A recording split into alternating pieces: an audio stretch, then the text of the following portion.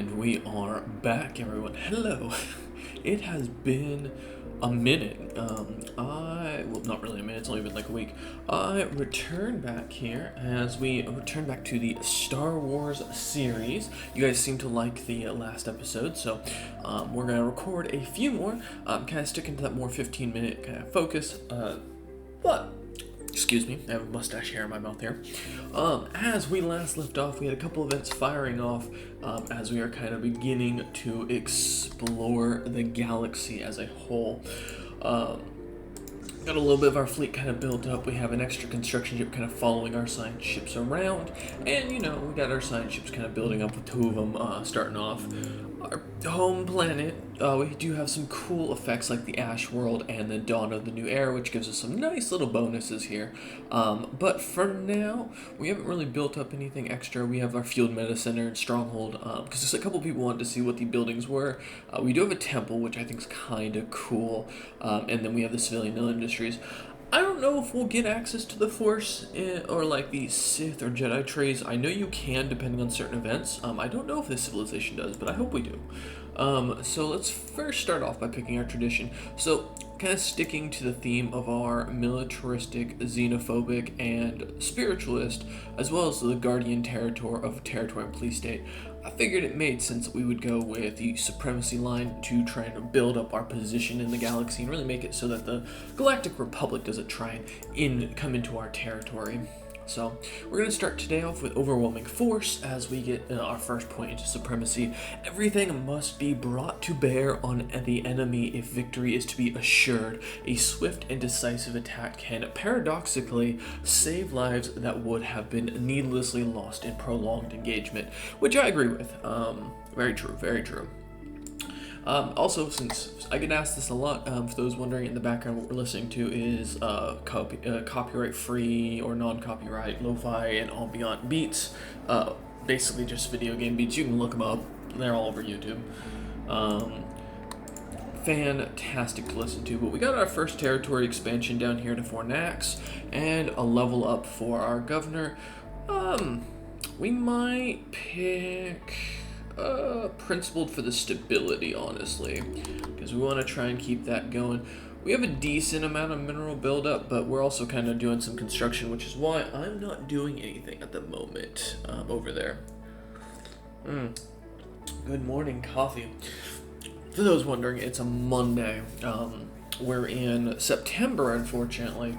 Still haven't found work, but we've gotten a couple leads I'm hoping to hit up, and I've got a plan, or a backup plan if nothing comes through. So, well, we might be moving here soon. Actually, in fact, I know we will be moving at the end of October, regardless. So, let's get Spark of Genius 2 on our Zakala Korea here. A well-known leader. Our current leader, who is principled and a shipwright, so we're just kind of focusing with that mentality to build up our fleet and kind of go from there. At a certain point, I will be going into the Corvettes and doing a massive overhaul, but for now, we're going to leave them as they are and just build up to a 50 core fleet of the Star Sea Flotilla, which, if you guys have a better name for the fleet, down in the comments, please feel free to give me some ideas.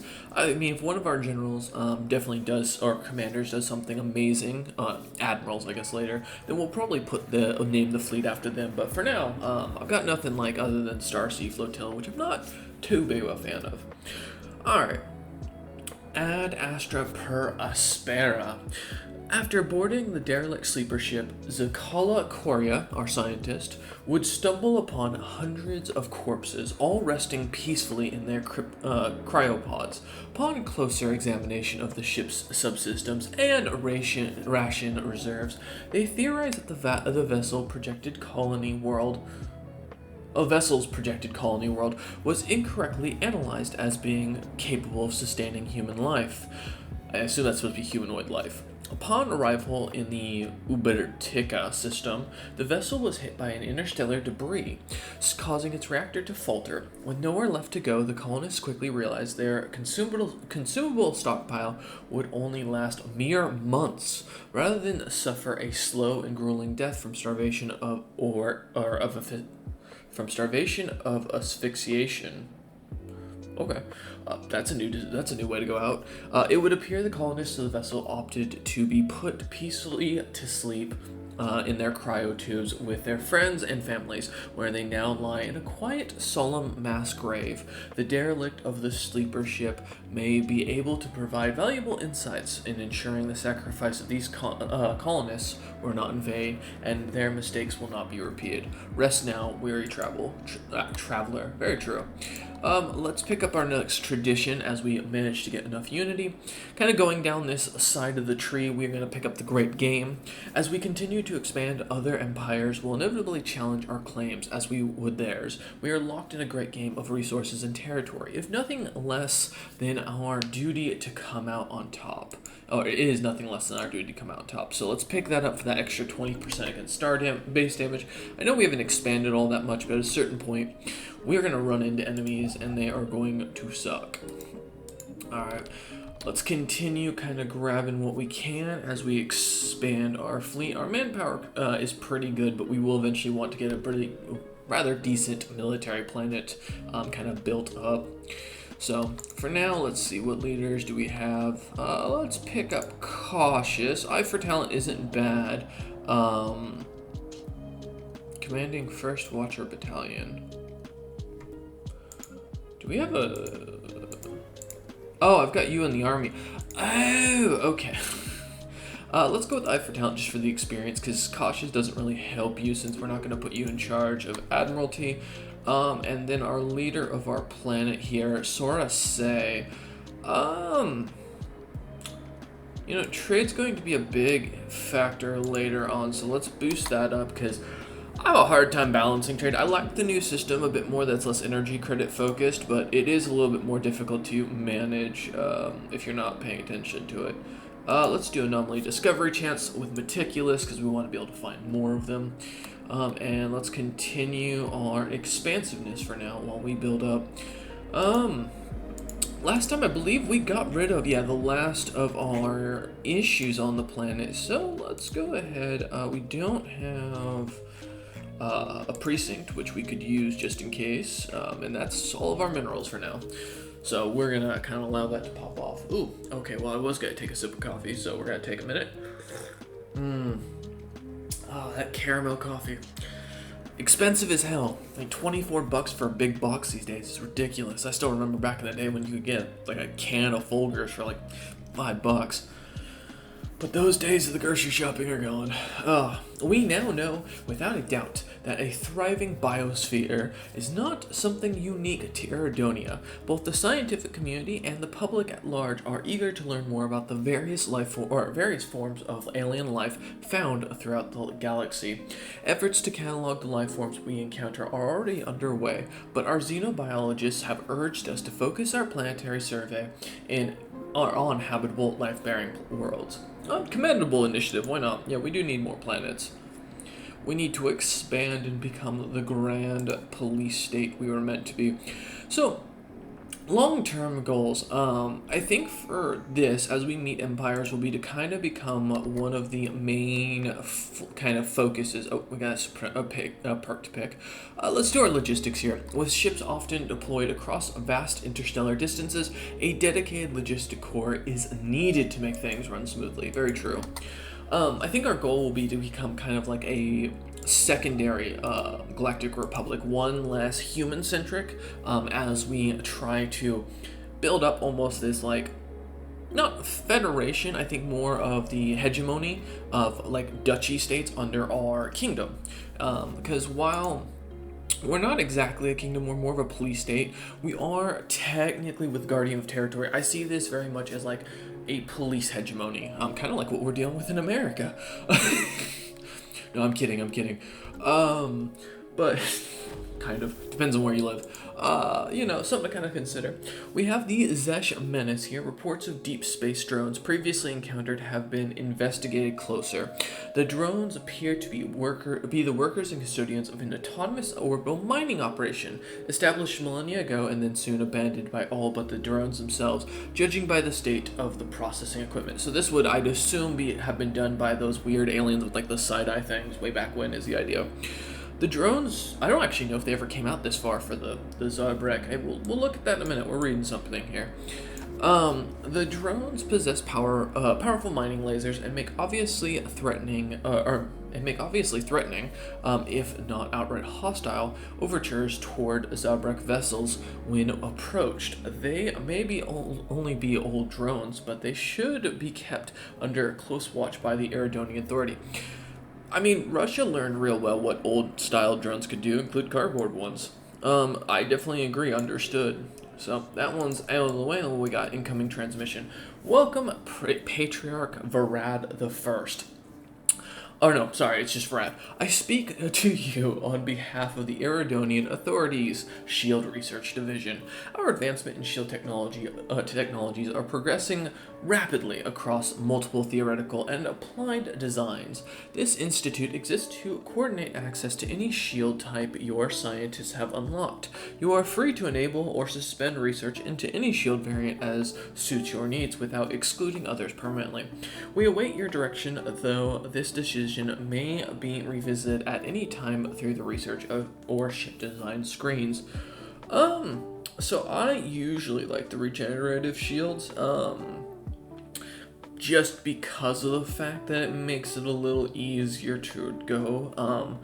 However, I think is it layered shields, which each individual layer is weaker than the standard shield. We could do deflectors.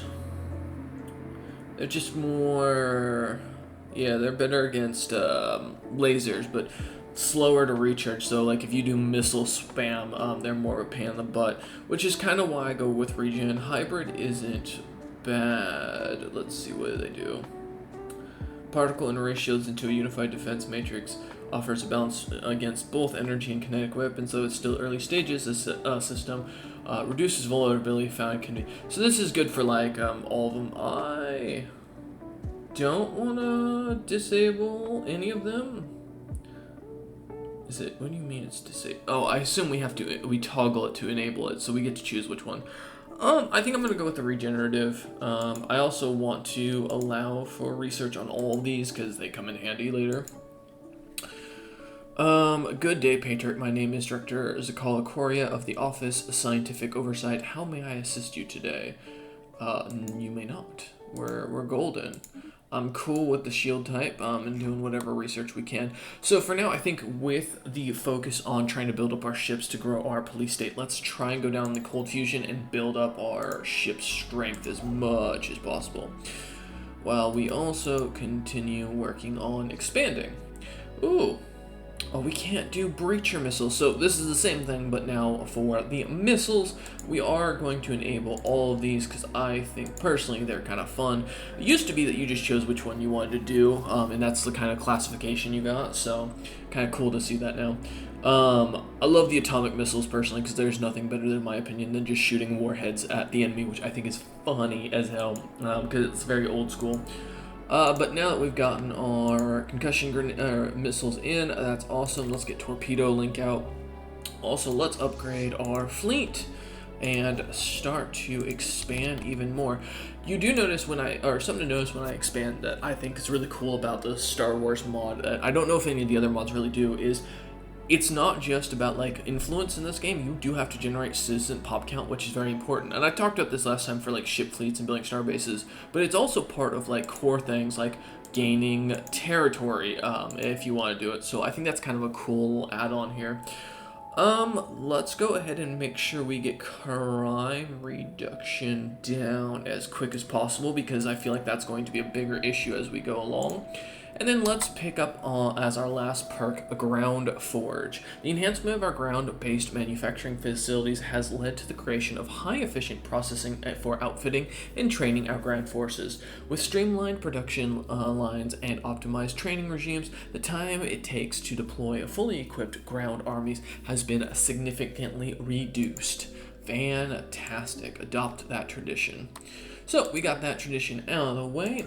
We've got ourselves a nice little expanse. We are not going to be going to fight these guys for a minute, so we're going to wait till this dude kind of looks elsewhere to expand. But let's get our colony going before we forget. Buying some little bit of alloys there. This looks like a fantastic agricultural world. I was hoping for a mineral world, but I'll take it. Do we have any cool bonuses? Wild bantha. Oh, okay, so we'll get bantha herbs, which will give us a bit more resources from jobs, which will be nice. So we can kind of make this as a main food planet due to that. So let's go ahead and colonize. We'll leave it as Ubertica and kind of let that run out. But with that, that is today's episode. We thank you all for watching. We hope you enjoy, and we will see you next week on Saturday as we continue on with the series. Thank you all. Until then.